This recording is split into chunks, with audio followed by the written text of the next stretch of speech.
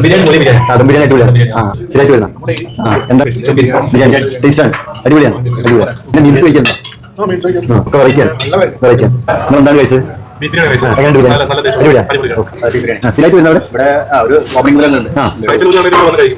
Service അടിപൊളിയാണ്.